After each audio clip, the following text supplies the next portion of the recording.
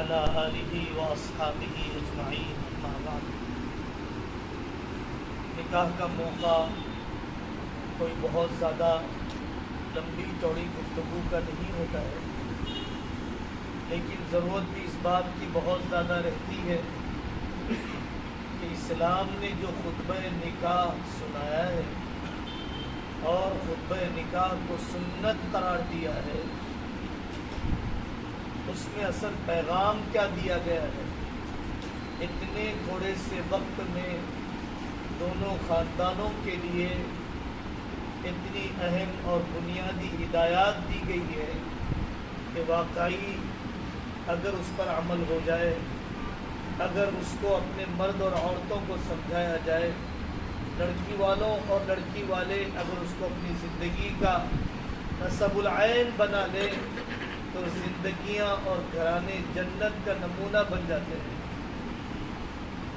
اللہ تبارک و تعالی نے ہمیں زندگی گزارنے کا بہترین طریقہ محمد رسول اللہ صلی اللہ علیہ وسلم کا عطا فرمایا ہے۔ اس زمانے میں ایک بڑی خرابی اور اس زمانے کے اندر بہت زیادہ قابل اصلاح پہلو یہ ہے، نکاح میں تاخیر کی جا رہی ہے۔ آج ارتداد کے واقعات، بے حیائی کے پنپنے کے واقعات، آوارگی اور بے پردگی کے حادثے نکاح میں تاخیر کی وجہ سے۔ لڑکیوں سے کہا جائے ابھی تو BDS مکمل کرنا ہے، 29 سال کی عمر ہو گئی، ابھی MBBS مکمل کرنا ہے، 27 سال کی عمر ہو گئی، ابھی PhD کی تکمیل کرنا ہے، 31 سال کی عمر ہو گئی۔ جو لڑکا اور لڑکی اس زمانے میں 12-13 سال کی عمر میں بالغ ہو جاتے ہوں اور ان کی عمریں ڈھلنے کے باوجود فتنوں کے اس دور میں، ناپاکی کے، تنہائی کے اس زمانے کے اندر نکاح کی تاخیر کتنی نقصان دہ ہے۔ لڑکا کہتا ہے ویل سیٹل تو ہو جاؤ۔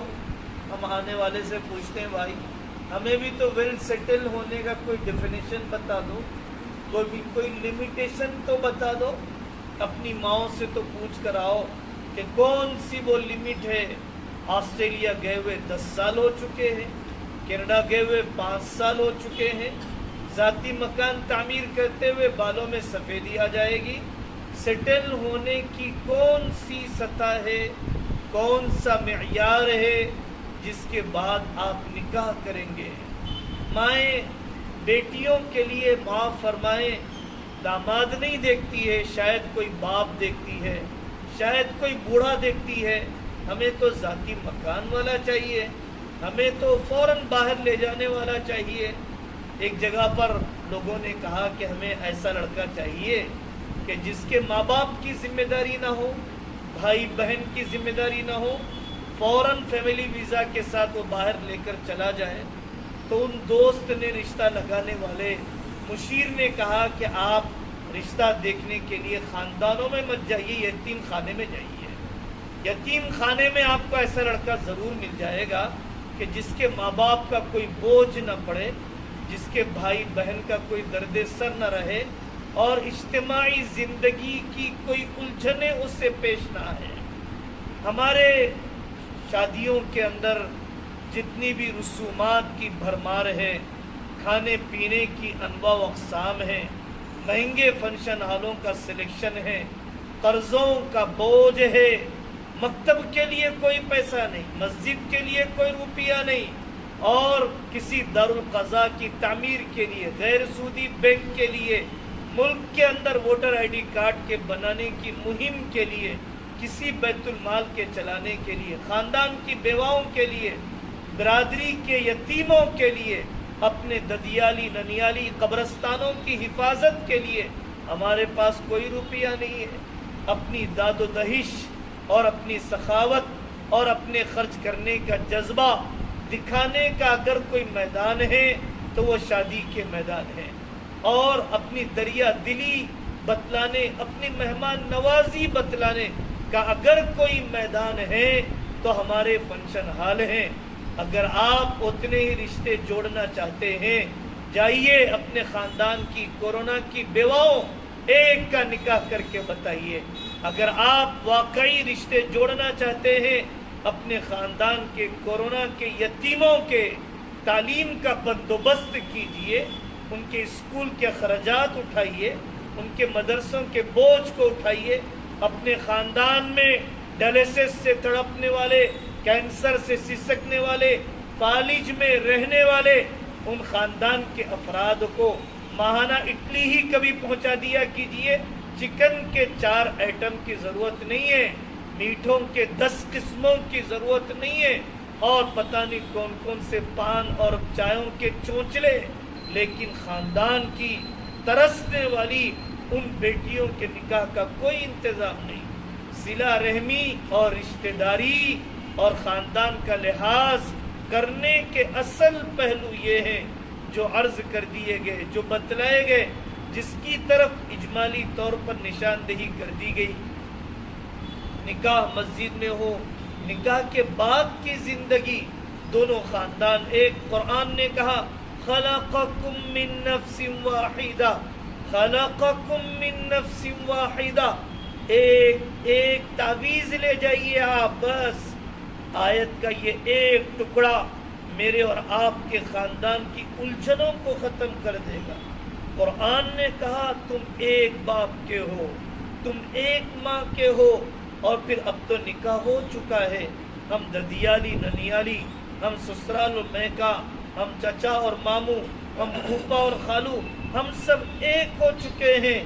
لیکن بہت کم وہ گھرانے ہیں، بہت کم وہ گھرانے ہیں کہ جہاں پر سسرال اور میکا اپنائیت کے ساتھ رہتے ہو، سمداوے میں اپنائیت رہتی ہو، ورنہ وہ انڈیا پاکستان ہے، ورنہ وہ اپوزیشن اور رولنگ پارٹی ہے۔ بیچ میں نہ جانے کتنی دیواریں کھڑی ہو چکی ہیں، کتنے واسطے درمیان میں ہوتے ہیں، کتنے نخرے ایک دوسرے کے ہوا کرتے ہیں، جو ایک خاندان میں نہیں ہونے چاہیے۔ ایک خاندان، اپنے آپ کو ایک خاندان سمجھو۔ الذی خلقکم من نفس واحدہ، اور رشتوں کے لیے وقت دیجیے۔ آج معاشرے کے اندر عمرے پر عمرہ، نفل حج پر نفل حج، مسجد پر مسجد، اور اسی طریقے سے اپنے دور دور کے خاندانوں کی شادیوں میں شرکت کے لیے تو وقت ہے، اپنے سمداوے کے لیے وقت نہیں۔ آپ کیا اپنے سمدی سے بیماری میں عیادت کے لیے گئے؟ کیا آپ اپنے سالوں سے ایسے تعلقات بنا پائے جیسے محمد رسول اللہ صلی اللہ علیہ وسلم نے بنایا؟ بیٹی آ کر بیٹھی ہوئی ہے، اپنے میکے سڑ رہی ہے، لیکن بات چیت کے لیے اپنے داماد کے ساتھ بیٹھنے کے لیے علماء بلا رہے ہیں، آئیے بیٹھیں گے، سمجھدار لوگ بلا رہے ہیں، جوڑنے والے بلا رہے ہیں، میرے پاس وقت نہیں ہے، میرے کاروبار کا ٹائم ہے۔ آپ خاندانوں میں آگ لگا کر کاروبار کرنا چاہتے ہیں، آپ رشتوں کو توڑ کر کون سے مقبول حج کے لیے جانا چاہتے ہیں، کون سے مقبول نفل عمرے کے لیے جانا چاہتے ہیں۔ سورج نہیں ڈوبنا چاہیے بیوی شوہر میں ناچاقیوں کے ساتھ، سورج نہیں ڈوبنا چاہیے سمداوے کے اندر ذرے برابر نفرتوں اور بدگمانیوں کے بدمزگی کے ساتھ کوئی سورج نہ ڈوبے۔ جیتنے والا وہ ہے جو ہارنے والا ہے۔ اپنے لڑکوں کو سکھاؤ، اپنی لڑکیوں کو سکھاؤ، علماء کے پاس جاؤ، بہت گئے ٹیلروں کے پاس، بہت گئے شاپنگ کرنے کے لیے، بہت طواف کر لیے چار مینار کے، اپنی عورتوں کو بٹھاؤ، سکھاؤ۔ میری ماں جاہل ہے، جانتی نہیں ہے، اسے اپنے داماد سے برتاؤ کیسے کرنا ہے، اسے اپنی بہو کو کیسے لے کر چلنا ہے۔ محمد رسول اللہ صلی اللہ علیہ وسلم نے 4 دامادوں کو کس طریقے سے نبھایا۔ بیٹیاں جب میکے آتی تھی، آقا نے کیا نصیحت ان کو کی، ایک ایک واقعہ صبر کا، تحمل کا، معاف کرنے کا، لے کے چلنے کا، چھوٹے بننے کا، معافی چاہنے کا، خدمت کے ذریعے سے دل جیتنے کا، شوہر کو اپنی زندگی کا امیر بنانے کا سیکھیے۔ قرآن نے کن دامادوں کا تذکرہ کیا ہے؟ मुझे नहीं बोलना, मैं मरदवा हूँ। मैं क्या बोलते तुम? ये तो जाहिल है, ये तो जाहिल है, इसे पता ही नहीं है। मोहम्मद रसूलुल्लाह सल्लल्लाहु अलैहि वसल्लम ने हजरत उम्मे सलमा रज़ी अल्लाह अन्हा से राय ली। आपने सुलह हुदैबिया के मौके पर ईंट के जोड़ने से घर एक नहीं बनते, मशवरा एक करने से घर बनते हैं। ईंट के जोड़ने से घर नहीं बनते, दिलों के जोड़ने से घर बनते हैं। फानूसों के लगाने से रोशनियां नहीं आती, नफरतों के अंधेरे खत्म करने से रोशनियां आती हैं। अपने दोस्तों के लिए वक्त है, चबूतरों के लिए वक्त है। जब फोन के साथ ही मेरे भाई मरना था, फोन के साथ ही जीना था, तो निकाह क्यों किया है? जब मेरी बेटी ने पहले ही निकाह एक फोन से कर लिया, अब मर्द से क्या निकाह किया? फोन नहीं छोड़ सकती, शोहर छोड़ सकती हूँ, ससुराल छोड़ सकती हूँ, फोन नहीं छोड़ सकती हूँ। ये क्या बला मुसल्लत कर ली है? ये क्या शराब से बदतरीन किस्म की लत में मुआशरे के बूढ़े मुलव्वस हैं। सूरह यासीन नसीब नहीं है, सूरह वाक़या नसीब नहीं है। फोन का इस्तेमाल, सही गलत किस्म की खबरें, अल्लाह वालों की सोबतें नहीं, कब्र की तन्हाइयों की तैयारी नहीं, लेकिन फोन का बेकाबू इस्तेमाल। आज मेरी सास ने ये कहा, आज मेरी ननद ने ये कहा, इसका जवाब ये दिया जाता है। मेरी बेटी ने इस दो धारी तलवार का इस्तेमाल नहीं सीखा, इसे पता नहीं है कौन सी खबर मैके में बोलना है, कौन सी खबर मैके में नहीं बोलना है। मेरी माँ कोई तरबियत याफ्ता नहीं, किस बात पर कौन सी सलाह मुझे अपनी बेटी को देना है ये जानने वाली माएँ कम है। इंतकाम लेना, दबके नहीं रहना। तेरे 5 भाई हैं, तेरे 4 भाई हैं, MBA कर रखा है तूने, ये शोहर नहीं, और सही और सही। 99% 17 साल तजर्बा। मैं आपसे कहता हूँ 99% माएँ अपनी बेटियों का रिश्ता तोड़ती हैं, 99% भाई अपनी बहनों के रिश्ते तोड़ते हैं।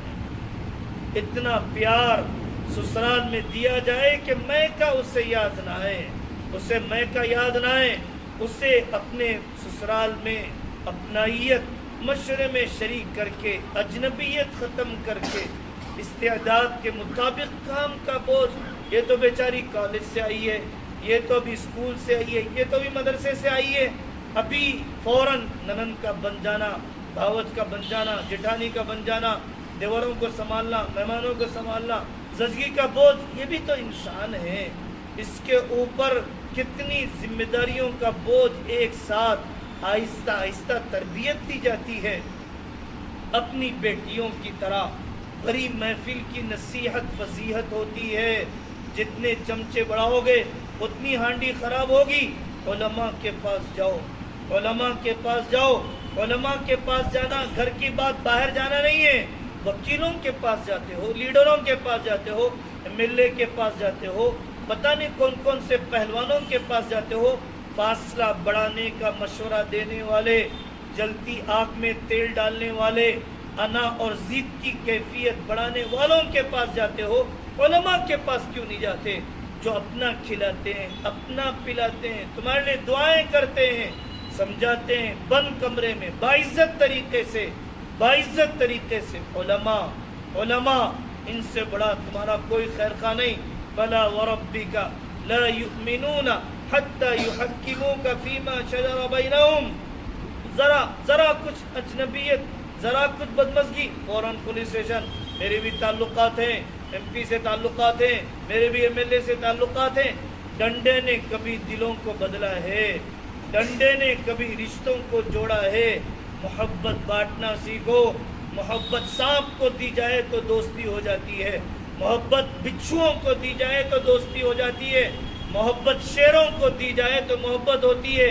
क्या मैं अपनी बीवी को मोहब्बत दे सका हूँ? क्या मैं अपने शौहर को मोहब्बत दे सकी हूँ? क्या मैं अपने ससुराल का दिल जीत सकती हूँ?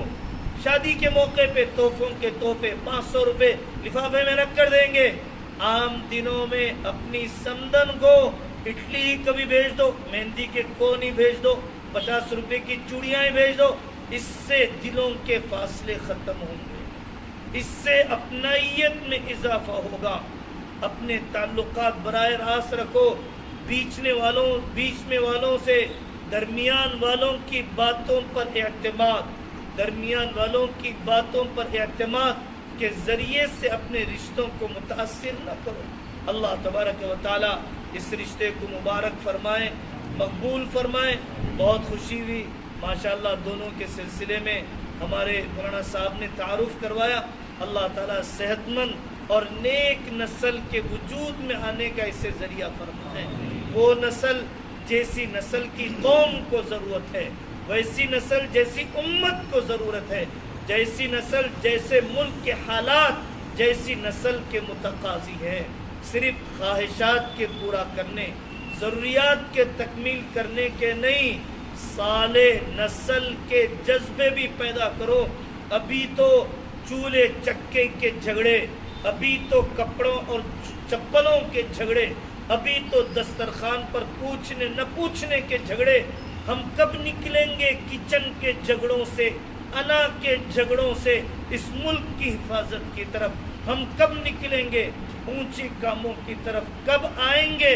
اونچے عزائم کی طرف۔ ابھی تو ڈالر اور ریال کے گھٹیا اور کم درجے کے جذبات پر ہی آنسو ضائع، میری ماں کے آنسو، میری بیوی کے آنسو، میری بہن کے آنسو، سب کے آنسو ضائع ہو رہے ہیں۔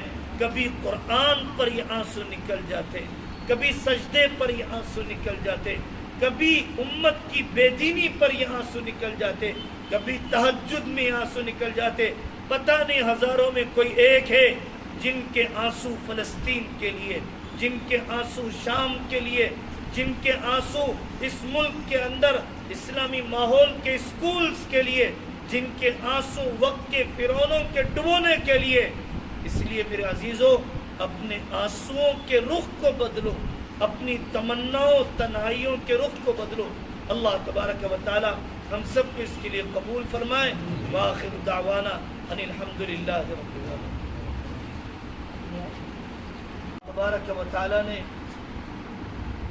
ایک فرض یہ رکھا ہے کہ ایجاب کیا جائے، میں نے قبول کیا، لڑکی کی طرف سے کہا جائے کہ میں نے قبول کیا۔ یہ دو ارکان ہیں، یہ دو فرض ہیں نکاح کے، اور مہر کا دیا جانا واجب ہے، دو گواہوں کا رکھا جانا واجب ہے، مسجد میں کیا جانا سنت ہے۔ اعلنوا النکاح وجعلوہ فی المساجد، نکاح کا اعلان کرو اور مسجد میں نکاح کرو۔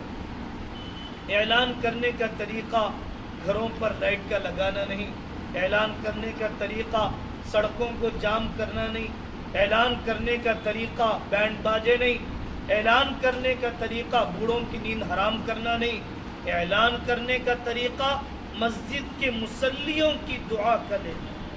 اعلنوا النکاح وجعلوہ فی المساجد، مہر کے ادا کرنے کا اہتمام ہونا چاہیے۔ مہر کے بارے میں حضرت رسول اللہ صلی اللہ علیہ وسلم نے فرمایا، جو مہر طے کرے اور انتظام کے بغیر مر جائے، اللہ کے یہاں زانی اٹھایا جاتا ہے، اور جو آدمی قرض لے اور انتظام کے بغیر مر جائے، اللہ کے یہاں چور اٹھایا جاتا ہے۔ قاضی صاحب کے کاغذات میں نکاح کرنے والا اور اللہ کے یہاں زنا کرنے والا مہر ادا نہ کرنے کی وجہ سے، ابھی میں نے دیکھا کہ نقدی ادا کر دیا گیا۔ حضرت رسول اللہ صلی اللہ علیہ وسلم نے حضرت علی رضی اللہ عنہ سے فرمایا کہ علی، اپنی گھر والی سے ملاقات سے پہلے ان کے مہر کا حصہ ادا کر دینا، ان کے مہر کا حصہ ادا کر دینا۔ یہ نکاح کے واجبات ہیں، یہ نکاح کے فرض ہیں، یہ نکاح کی سنتیں ہیں، لیکن اس کے علاوہ جو کچھ ہمارے پاس سانچک سے لے کر جمعگیوں تک کیا جاتا ہے وہ ہندوانہ طریقے ہیں، اس میں کوئی شک نہیں ہے۔ میری گھر کی عورتیں کرتی ہیں تب بھی غیروں کے طریقے ہیں، عقیقے کے نام پر کرتی ہیں تب بھی وہ سانچک اور مانجے ہندوانہ رسمیں ہی ہیں۔ بارات کی رسم خالص غیروں کی رسم ہے کہ میں لانے کے لیے جا رہا ہوں اپنی بیوی کو، اوباش من چلے آوارہ قسم کے نوجوانوں کی ایک بھیڑ کو لے کے جا رہا ہوں، اپنی بیوی کو لانے جا رہا ہوں۔ یہ میری غیرت کے خلاف ہے کہ میری نگاہ کے پڑنے سے پہلے ویڈیوگرافروں کی نگاہ پڑ جائے، میری نظر کے پڑنے سے پہلے نامحرم چچا زاد خالہ زاد بھائیوں کی نگاہ پڑ جائے، یہ ایمان والے کی غیرت کبھی اس کو گوارا نہیں کر سکتی ہے۔ یہ بات صحیح ہے، تاریخ کے لکھنے والوں نے صحیح لکھا، ہم نے اس ملک میں غیر مسلموں کو اسلام دیا کم ہے، ان غیروں کی مشرکانہ رسموں کو لیا زیادہ ہے، مشرکانہ رسموں کو زیادہ لیا اور اسلامی مزاج کو ہم نے کم دیا۔ اور میرے عزیزوں، 3 دن تک بات بند کرنا حرام ہے، اور 1 سال تک بات بند کرنا قتل کے گناہ کے برابر، 1 سال تک بات بند کرنا قتل کے گناہ کے برابر۔ یہاں پر جتنے بھائی بیٹھے ہوئے ہیں اور جتنی بہنوں تک آواز پہنچ رہی ہے، رشتے جوڑیے، رشتے جوڑیے۔ تھوڑی دیر کے لیے نیٹ ورک سے رشتہ ٹوٹ جائے، تھوڑی دیر کے لیے الیکٹریشن یعنی تھوڑی دیر کے لیے بجلی نہ آئے، بے قرار ہو جائیں گے، لیکن رشتے کٹے پھٹے ہیں۔ لیکن ایک پارٹنر سے چند کوڑیوں کے لیے، ایک بہن سے چند بالی زمین کے لیے، سسرال سے صرف میں پن کے لیے، لیکن ہم رشتے جوڑنا نہیں چاہتے ہیں۔ اس لیے ہم سب نیتیں کریں، انشاءاللہ ہم سب رشتے جوڑیں گے نا میں سب انشاءاللہ۔